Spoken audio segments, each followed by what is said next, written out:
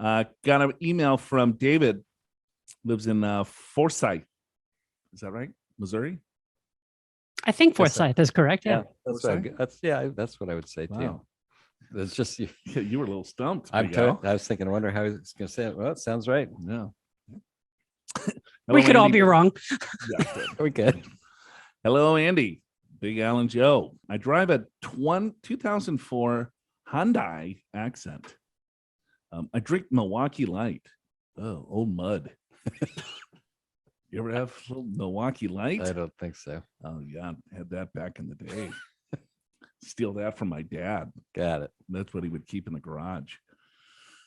Oh, called it old mud. Oh, and did it taste like mud? Yeah, it did do well on the stomach. Oh, got it. Just kind of made it gargle a little bit there. Got it. Okay. But I aspired to upgrade to Busch Light and then ultimately, God willing, Coors Light. Oh, look at he's got goals. Got it. Very good. I feed a mean-tempered feral cat. I am a minimalist living on $12,000 a year. I live, man, $12,000 a year. That's Big Al's beer budget. I'm not sure that covers it. I live in Forsyth, Missouri, but plan to relocate to New Mexico soon. Could you tell me a good way to invest $80,000 long-term without going over $234 in income? If I go over this limit, I become ineligible for my Medicare Savings Program and will have to pay $170 a month in Part B premiums. I'm considering buying Berkshire, but this would give me a concentrated position of about 12%.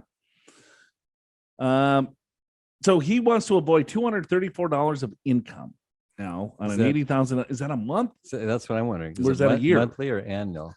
If it's monthly, that'd be kind of hard to do unless you put it in a checking account with no income. I mean, right? He wants to. If it's per month, then that would be almost $3,000. 3,000. 3,000 into 80. I think that's about 3.5, maybe. Yeah, I think you're right. Yeah, 3.7. Yeah, and I think if you look at like total stock market funds, I at least the last time I looked, they were paying under 2% dividend yield. Mm-hmm. So well, I mean, anything in the market now, you're getting a negative. True, it's not very much, right? But I mean, just generally. So if it's per month, maybe you look at a total stock market fund. If it's long term, and we don't know if this makes sense for your plan. Is this the right investment? I don't know. But if you're just strictly talking about keeping it under $234 of, if it's monthly income, you could invest probably in a total stock fund or something like that. If it's annual, that's hard to keep that. Well, is David tripping over dollars to pick up pennies here? Well, I don't think so, because he would forego, he'd have to pay $170 a month. Okay, so that's $2,000 a year. Right. So how about if his investment does $3,000 a year? Yeah, good point. You know what I mean? You're still net ahead. Right. Trying to figure. You could be very tax efficient with the investments out there. Look at exchange traded funds, look at index funds that have very little turnover. Right. If you want to go with Berkshire, they don't have, Warren Buffett is a big believer of not giving out large dividends. He would much rather reinvest in the overall organization. So that might be a really good option. That could be great, except for the concentration, but we don't know enough about your portfolio to know what to say.